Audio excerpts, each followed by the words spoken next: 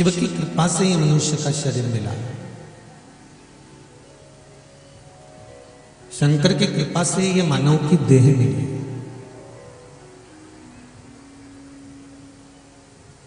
और जब तक उसकी करुणा ना हो, जब तक उसकी कृपा ना हो, जब तक उसकी कृपा हम पर ना हो, तब तक जीवन का कोई सुख हम भोग नहीं सकते।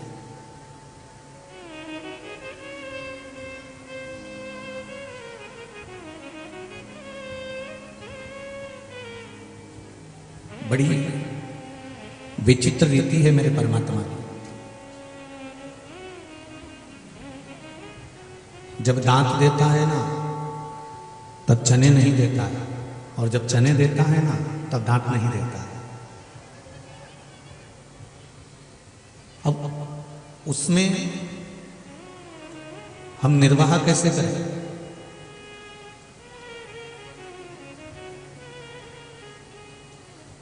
जब शरीर अच्छा रहता है, बचपन खेल में खोया, जवानी नींद भर सोया, बुढ़ापा देख कर रोया, सिराने मौत हंसती है।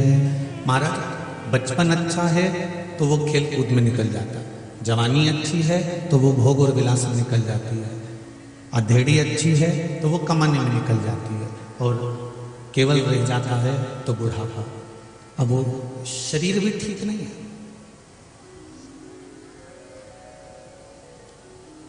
सारी की सारी इंद्रियां हमारी शिथिल हो जाती हैं, सारी की सारी इंद्रियां बेकार हो जाती हैं। तब मन करता है कि अब कथा में चलें, अब सत्संग में चलें, अब कीर्तन में चलें, अब भगवती स्मरण में चलें। तब मन करा।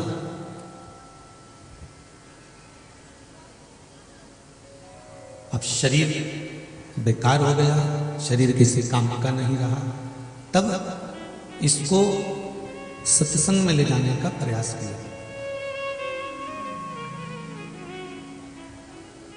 ये उसी में का हाल है जैसे सबसे पहली रोटी घर में किसकी बनती है?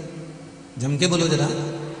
गाय की। सबसे पहली रोटी गाय की बनी, पर ईमानदारी से बोलना, क्या सबसे पहले गाय के मुंह में गई? नहीं, बनकर एक साइड रखी रही, रखे उसको उठाकर डब्बे पे रख दिया, डब्बे पे से उठाकर फ्रिज पे रख दिया, फ्रिज पे से फिर 3 बजे, 2 बजे, 1:30 बजे, 4 बजे जब गाय आई तब उसको उसमें से उठाकर उस गाय के मुख में दिया। तब तक रोटी भी कड़ली हो गई, कहीं उसमें चींटी पड़ गई, कहीं पानी पड़ गया, कहीं वो बेकार हो गई, तब रोटी भी बेकार हो गई। तब हमने गौ माता के फिर मुख में वो रोटी दी। जब वो कड़ली हो गई, बेकार हो गई, गल गई, चींटी पड़ गई और पानी में बेकार हो गई, तब उसको गाय के मुख में दिया। उसी तरह रोटी ताजी हो तब गाय के मुख में दो तो लाभ ज्यादा मिलेगा। कड़ली होने के बाद, बेकार होने के बाद, पानी में गल जाने के बाद, चींटी पड़ जाने के बाद गाय के मुख में दिया तो उसका कोई मोल तत्व नहीं रहा। बचपन अच्छा था तो भगवान को दो, जवानी अच्छी थी तो भगवान को दो, अधेड़ी अच्छी थी तो भगवान को दो। जब ये रोटी गल जाएगी, बेकार हो जाएगी, इस रोटी का कोई मोल तत्व नहीं रहेगा, तब भगवान को दिया तो भगवान भी कहेंगे अब ये किसी काम की नहीं है तो फिर मेरे किस काम की।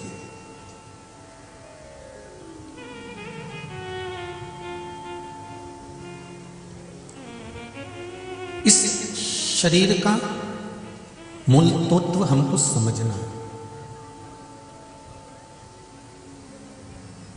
परमात्मा को हर पल, हर घड़ी, हर क्षण हमें धन्यवाद देना कि उसने जो हमको जन्म दिया वो बेकार नहीं दिया। अगर उसने हमको जन्म दिया है तो ये सब संसारिक वस्तुओं का भोग करते करते करते करते उसके भजन में डूब जाना, उसके स्मरण में डूब जाना, उसकी स्मरण में डूब कर उसकी अविरल भक्ति को धारण करना। मैंने तेरे ही भरोसे ओ बाबा, तेरे ही भरोसे हवा बिच उड़ती जावागी, बाबा डोर तो छठी नाम में कटी जावागी। ओ भोले में तेरी पतन, ओ बाबा में तेरी पतन। भगवान शिव से ये हमें निवेदन करना है कि आपने जो मनुष्य का शरीर दिया, आपने जो मानव की देह दी, आपने जो मानव का शरीर दिया, इसको मैं किसी भी तरह से सांसारिक भोग और वस्तुओं को भोगते हुए भी आपके स्मरण में इसको लगा।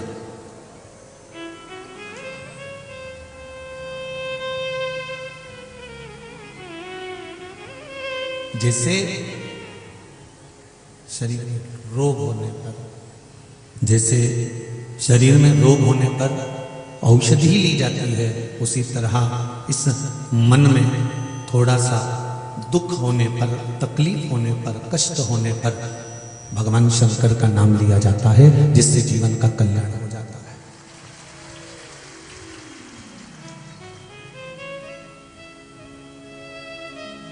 पेट दुखा, दवाई ली, सिर दुखा, दवाई ली, शरीर में कष्ट हुआ, दवाई ली। तो अगर जीवन में थोड़ा सा दुख अगर आ रहा है, तकलीफ अगर आ रही है, कष्ट यदि आ रहा है, कोई कष्ट हमारे सम्मुख में आकर, रोग हमारे सम्मुख में आकर खड़ा हो गया है, कोई दुख हमारे सम्मुख में आकर खड़ा हो गया है, तो क्यों ना हम शिव नाम लें।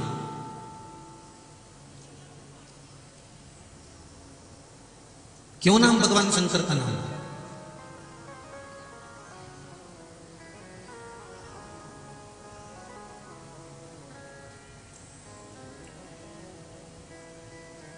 श्री हनुमान जी महाराज भगवान शंकर का दर्शन करने के लिए मां नर्मदा के तट पर जाकर बैठ जाते हैं।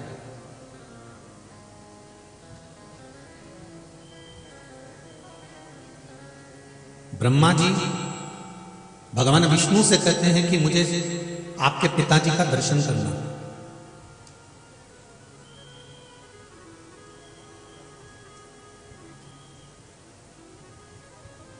भगवान विष्णु कहते हैं कि मेरे पिता देवाधिदेव महादेव भगवान शंकर है,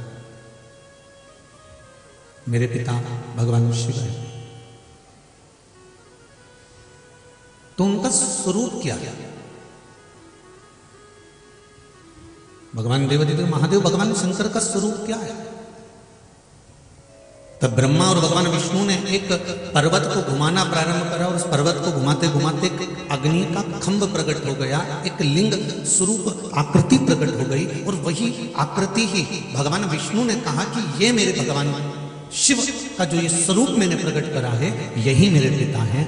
और सबसे पहला शिवलिंग का निर्माण भगवान ब्रह्मा और भगवान विष्णु ने कर दिया। अब भगवान विष्णु कह रहे हैं कि ये मेरे पिता हैं, भगवान विष्णु कह रहे हैं कि ये मेरे पिता हैं। तो जब भगवान विष्णु कह रहे हैं कि ये मेरे पिता हैं, ये मेरे पिता हैं, तो ब्रह्मा जी को मान लेना चाहिए था कि ये मेरे पिता हैं। पर ब्रह्मा जी ने कहा नहीं नहीं नहीं, नहीं मैं मान नहीं सकता कि आपके पिता हैं। पहले मुझे ये बताओ कि इस शिवलिंग का सिर कहाँ है, इस शिवलिंग का मुख कहाँ है और इस शिवलिंग का चरण कहाँ है।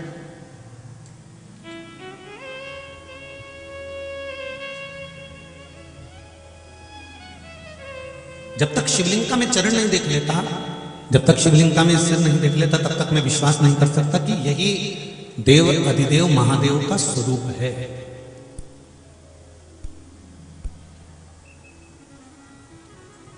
एक बात का ध्यान रखिएगा मेरी दीदियों और मेरे भाई, आज की पीढ़ी को बहुत समझाना पड़ेगा कि ये शंकर भगवान का स्वरूप है।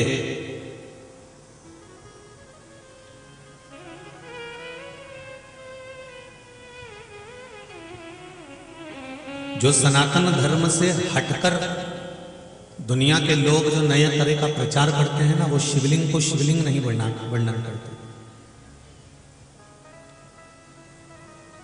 वो तो शिव महापुराण की कथा सुन सुनकर अब आप लोग धीरे धीरे धीरे धीरे धीरे धीरे शंकर के मंदिर में शिव को जानना प्रारंभ करा।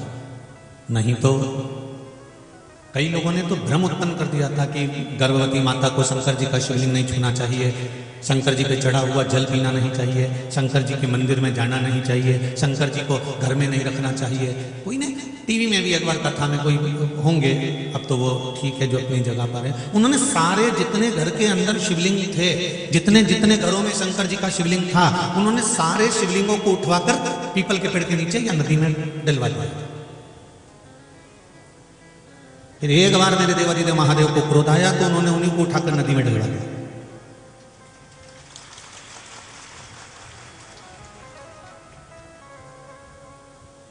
कभी लिंग पुराण पढ़िए, नर्मदा पुराण पढ़िए, शिव पुराण पढ़िए, एक एक पुराण का स्मरण करिए। उन पुराणों में वर्णन आता है कि जिसके घर में शंकर का शिवलिंग विराजमान है, जिसके घर में नर्मदा जी के जल से निकला हुआ एक कंकर शंकर अगर विराजमान है, जिसके घर में शंकर का एक लिंग स्वरूप विराजमान है, उसके घर में अगर मौत भी प्रवेश करती है, अकाल मृत्यु भी आती है, तो पहले उसको शंकर से मिलना पड़ता है, तब जाकर प्रवेश करता है।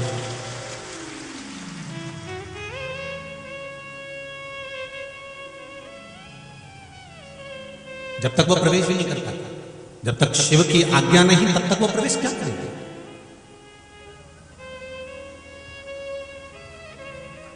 ये तो देवाधिदेव महादेव की कृपा करुणा, जो हम उसको जान रहे हैं, उसको पहचान रहे हैं, उसको जानने का प्रयास कर रहे हैं।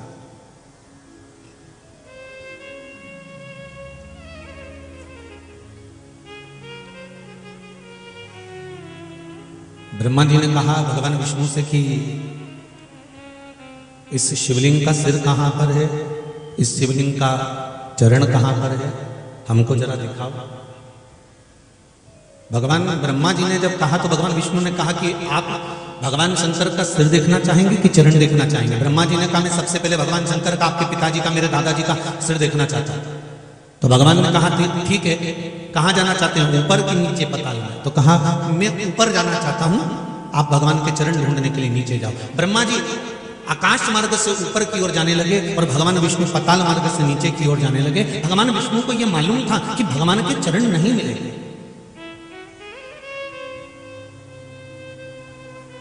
भगवान विष्णु को यह मालूम था कि भगवान के चरण नहीं मिल पाएंगे, तो भगवान विष्णु को वापस लौट कर आ गए। पर ब्रह्मा जी चढ़ते गए चढ़ते गए चढ़ते गए, बहुत ऊपर पहुंचने के बाद ब्रह्मा जी को लगा कि भगवान का सिर नहीं मिल रहा, इस शिवलिंग का छोर, अंतिम छोर नजर नहीं आ रहा। तो ब्रह्मा जी चलते चलते जब थक गए, सामने केतकी का फूल मिला। ब्रह्मा जी ने उस फूल को तोड़ लिया और केतकी से कहा केतकी तू मेरे साथ चल, नीचे चलकर तो भगवान विष्णु के सामने कह देना कि ब्रह्मा जी को भगवान शंकर का सिर मिल गया। केतकी ने कहा मैं झूठ क्यों बोलूं? तो कहा मैं तुझे सुगंधित बनाकर रखूंगा।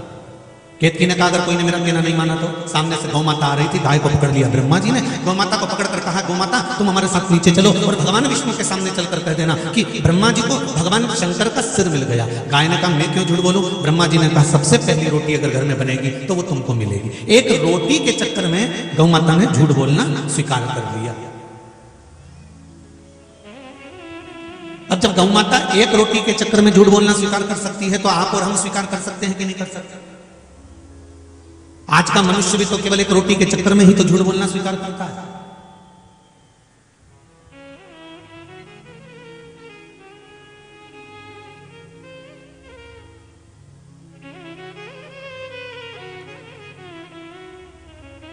महाराज गौ माता को केतकी के फूल को लेकर ब्रह्मा जी नीचे आए। भगवान विष्णु सामने बैठे हुए दिख गए तो ब्रह्मा जी ने कहा प्रभु आपको चरण मिल गए? भगवान विष्णु ने कहा पहले ये बताओ आपको भगवान शंकर का सिर मिल गया? तो उन्होंने कहा नहीं नहीं पहले आप बताओ क्या आपको चरण मिले? भगवान विष्णु ने एक ही वचन सत्य बोल दिया और भगवान विष्णु ने कहा कि मुझे भगवान शंकर का चरण, इस शिवलिंग का चरण नहीं मिला। तब भगवान शंकर ने आकाशवाणी कर कहा हे नारायण आपने मेरी साक्षी में आज सत्य बोला है, इसलिए आपका नाम सत्य नारायण होगा। सत्यनारायण। और स्कंद पुराण में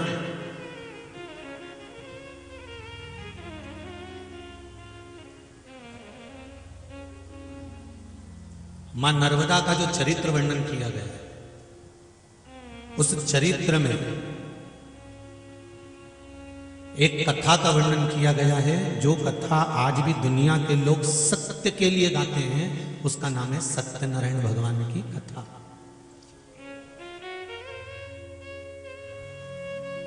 गला पकड़ रहा है, इसको देखिए थोड़ा।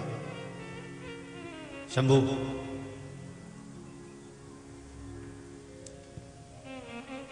सत्यनारायण भगवान की कथा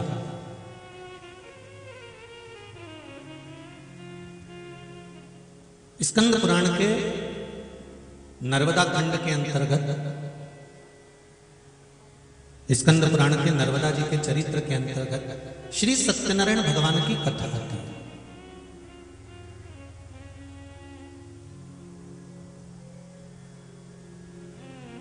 इसलिए जब ब्राह्मण सत्यनारायण भगवान की कथा करते हैं तो उसमें नीचे एक लाइन बोलते हैं, इति श्री रेवा खंड। स्कंद पुराण का ये पावन चरित्र जिसमें नर्मदा जी का पूरा वृतांत वर्णन करते करते करते उसमें कहा कि आपका नाम सत्यनारायण होगा।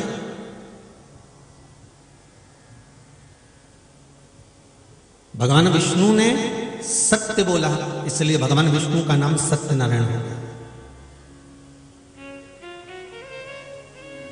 पहले जो नाम रखे जाते थे वो आपके कर्म के अनुसार रखे जाते थे। आज के जमाने में तो बच्चों का नाम रखना पड़ता है तो पहले नेट पे सर्च करते हैं, फिर पंडित जी से पूछते हैं ये कहां से नाम निकला है। अब पंडित जी ने नाम बताया कि काम करो कि करण सिंह नाम रख दो, कमलेश नाम रख दो, कन्हैया नाम रख दो। अरे गुरुजी ये तो ओल्ड है, तो नया ढूंढा। अब उसने नेट पे सर्च करा तो उसने एक नाम निकाला,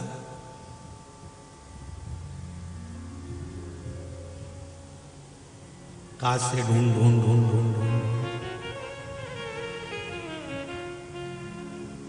का मैया कमैया। अब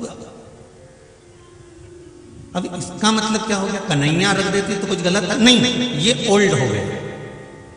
अब उसका नाम रख दिया कमैया तो ये न्यू हो गया, नया।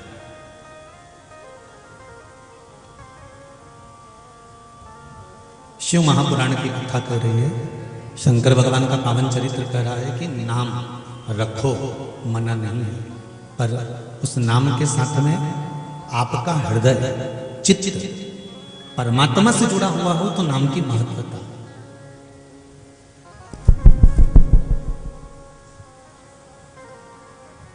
अगर वो परमात्मा से जुड़ा हुआ है तो उसके नाम की महत्वता है, और अगर वो परमात्मा से नहीं जुड़ा है तो उसके नाम की कोई महत्वता नहीं। कथा करें, भगवान विष्णु का नाम सत्यनारायण रख दिया। अब भगवान विष्णु ने ब्रह्मा जी से पूछा कि आप ऊपर गए थे, आपको भगवान का मुख दिखा? ब्रह्मा जी बोले हाँ, मैं तो भगवान का पूरा मुख देखकर, उनका पूरा स्वरूप देखकर, आखिरी छोर तक नहीं छोड़ा मैंने भगवान शंकर के स्वरूप को।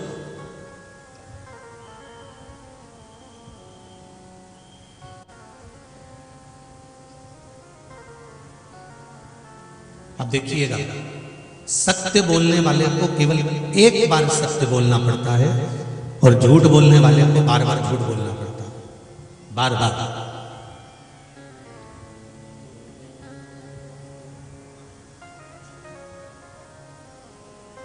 ब्रह्मा जी ने एक झूठ बोल दिया कि मुझे भगवान शिव का सिर मिल गया, तो ब्रह्मा जी ने कहा आपको विश्वास नहीं हो तो केतकी के फूल से पूछो। संशय वहां खड़ा होता है जहां पर कुछ झूठ हो। प्रमाण की जरूरत वहां पड़ती है जहां पर असत्य हो। जहां पर सत्य होता है ना, वहां प्रमाण की जरूरत नहीं होती। केतकी के फूल को सामने लाए ब्रह्मा जी, तो भगवान विष्णु ने पूछा क्यों केतकी, क्या ब्रह्मा जी को भगवान शंकर का सिर मिल गया? केतकी के पुष्प ने कहा हाँ, ब्रह्मा जी को भगवान शंकर का सिर मिल गया। तब शिवलिंग में से आकाशवाणी हो गई, ये ब्रह्मा और ये केतकी का फूल झूठ बोल रहा है। भगवान शंकर ने कहा केतकी के पुष्प, तूने मेरे सामने झूठ बोला है, मैं तुझे श्राप देता हूं। सुन केतकी के पुष्प, सारे देवताओं पर तू चढ़ेगा पर शंकर पर कभी नहीं चढ़ेगा। अगर भूल से भी केतकी का फूल शंकर भगवान पर चढ़ गया तो 1000 गौ हत्या के बराबर दोष लग जाएगा। ये केतकी के फूल को भगवान शंकर ने श्राप दे दिया।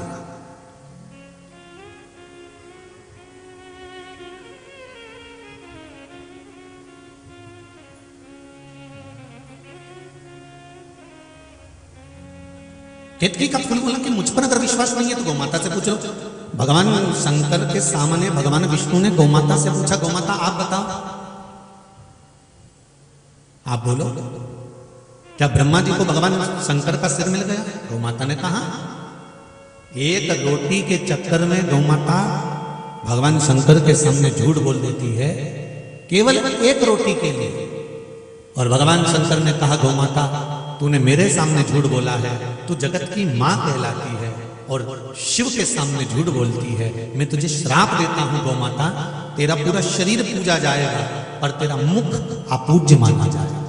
हिंदू धर्म में सारा दान आगे से होता है, स्वर्ण दान, कन्या दान, वस्त्र दान, मुद्रा दान, भूमि दान, अन्न दान, जितने दान हिंदू धर्म में होते हैं सब आगे से होते हैं। हिंदू धर्म में केवल एक दान होता है, गौदान, जो गाय के पीछे से होता है, पूंछ पकड़कर किया जाता है, क्योंकि गौमाता ने झूठ बोल दिया था।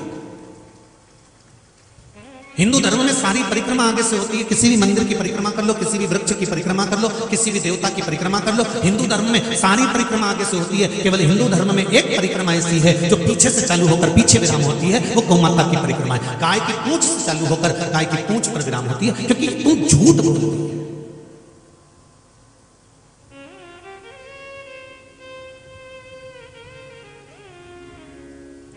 माता सती जलकर भस्म क्यों हुई? क्या पड़ा था माता सती को जलकर भस्म होने का? कारण क्या था? शंकर भगवान ने एक प्रण लिया था कि मेरे को लोग सत्यम शिवम सुंदरम, शंकर सत्य हैं, सत्य ही शिव है और शिव ही सुंदर। शंकर भगवान सत्य की मूर्ति।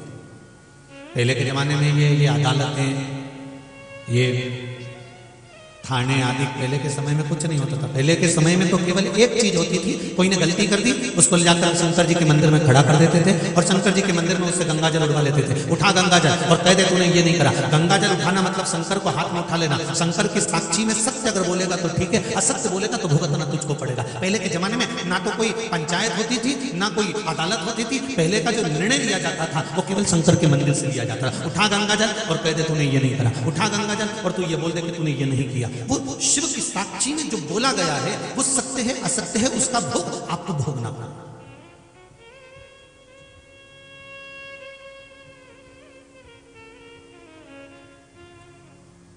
अब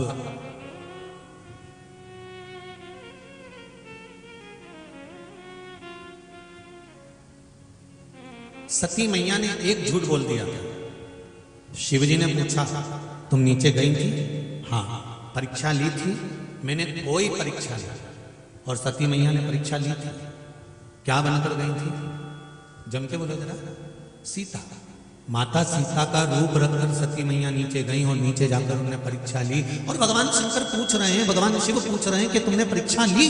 पर सती मैया करी मैंने परीक्षा नहीं ली। शंकर जी के सामने माता सती ने झूठ बोल दिया था। शिव जी जान गए कि मेरे सामने गौ माता ने झूठ बोला तो मैंने उसको श्राप दे दिया। मेरे सामने केतकी के फूल ने श्राप बोला तो मैंने उसको श्राप दे दिया। मेरे सामने भगवान ब्रह्मा ने झूठ बोला तो मैंने उसका सिर काट दिया। और सिर कटा हुआ जाते जाते जाते जाते लुढ़कते लुढ़कते ब्रह्मा जी के रक्त से कर्मनाशा नदी प्रकट हो गई। भारत की भूमि पर उत्तर प्रदेश में एक नदी ऐसी है जिस नदी के घाट पर लिखा हुआ है कि इस नदी में हाथ ना धोएं, इस नदी में पांव ना धोएं, इस नदी में कर्मों का नाश हो जाता है। जिस नदी का पानी एक कुत्ता भी नहीं पीता, वो नदी आज भी भारत की भूमि पर बह रही है। किस कारण? ब्रह्मा जी का जो सिर कटा उससे जो रक्त निकला, झूठ बोलने से जो रक्त निकला, उससे एक नदी उत्पन्न हो गई, उसका नाम कर्मनाश है।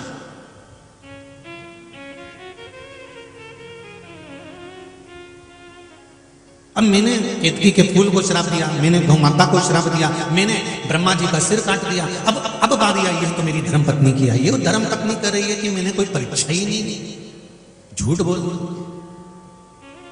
तो शिव जी ने सोच लिया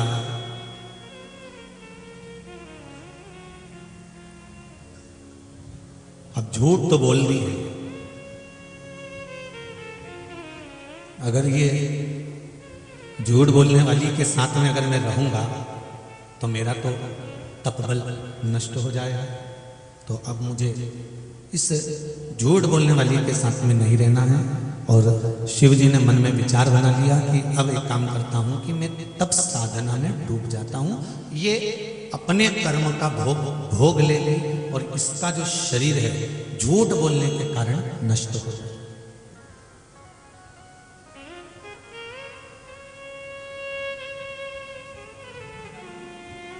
एक झूठ, एक झूठ, केवल एक झूठ व्यक्ति के अच्छे कर्म को नष्ट कर देता है।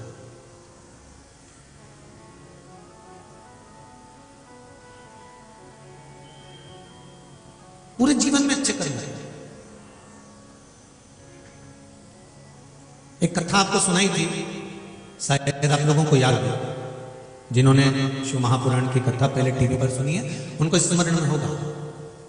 एक कौवे को एक हंसनी पसंद आ जाता है। कौवा उस हंसनी को अपने घर पर लेकर आ जाता है। हंस अदालत में केस लगा देता है कि मेरी हंसनी को कौवा लेकर चले जाए।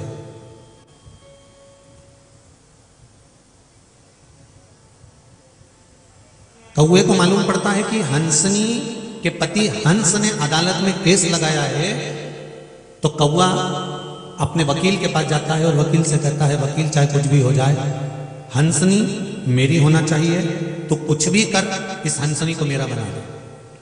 कौवे के वकील ने कहा, एक काम हो सकता है कि हंसनी तो हमेशा हंस की रही है, हंसनी कभी कौवे की नहीं हो सकती, कभी कौवे की नहीं होती।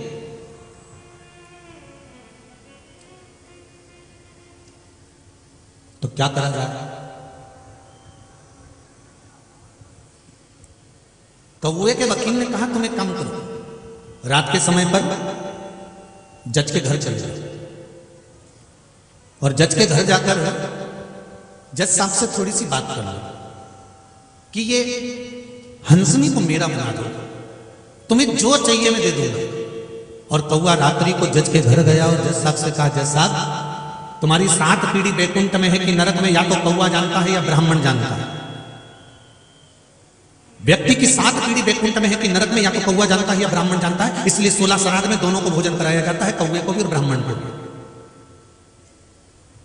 और मैं कौवा अपनी दृष्टि से देख रहा हूं कि तुम्हारी 7 पीढ़ी, तुम्हारे दादा परदादा, तुम्हारे माता, तुम्हारे पिता, तुम्हारे पूर्वज, तुम्हारे काका, तुम्हारी नाना, तुम्हारी नानी, ये सब वैकुंठ में बैठे हुए हैं। अगर तुम मेरा एक काम कर देते हो तो मैं जीते जी इसी अवस्था में तुम्हारी 7 पीढ़ी से तुमको मिला सकता हूं। तुम्हें एक काम मेरा करना पड़ेगा, कल अदालत में हंसनी को मेरा बनाना पड़ेगा। अगर हंसनी मेरी बन गई तो मैं जीते जी तुमको तुम्हारी 7 पीढ़ी से मिला।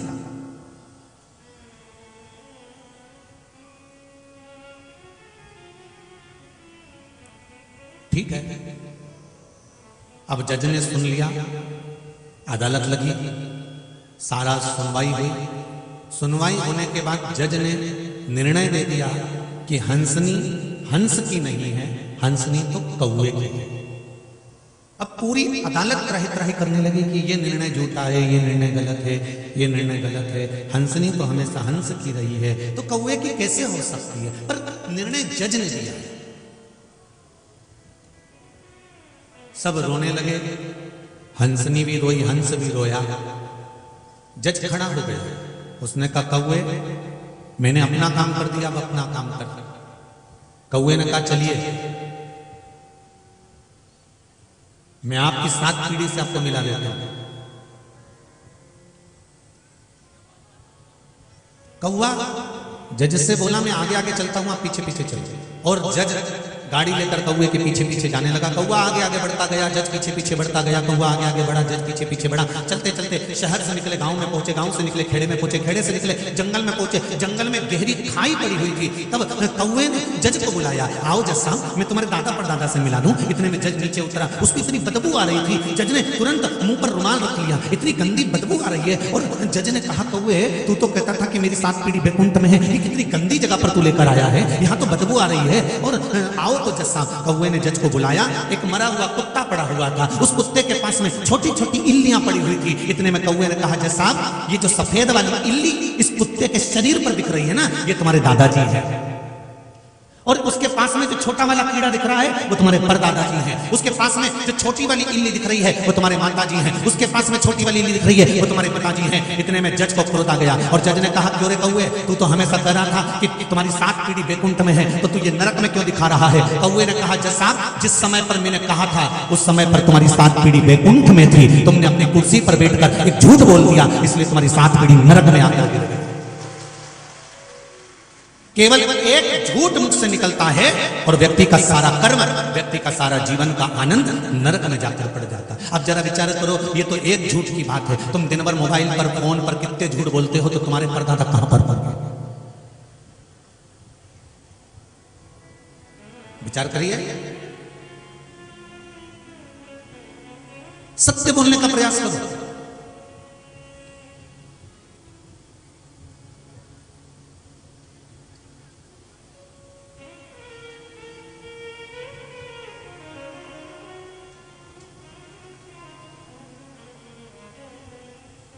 पर व्यक्ति सत्य आखिरी में बोलता है, बिल्कुल अंतिम में, और वो भी सत्य बोलता है तो राम नाम, अरे जम के तो बोलो, राम नाम सत्य है, अंतिम में बोल रहा। अब जो अर्थी पे लेटा हुआ जा रहा है ना, वो उठ के सत्य बोलेगा? अरे बोलो तो जम के। तो शिव महापुराण की कथा कहती है, जब दिवाली मिलने जाओ, होली मिलने जाओ, तो जीते जी कह दो राम नाम सत्य है। थोड़ी सी देर का करंट जरूर लगेगा, पर थोड़ा बहुत तो सत्य बोलेगा, कुछ थोड़ा सा।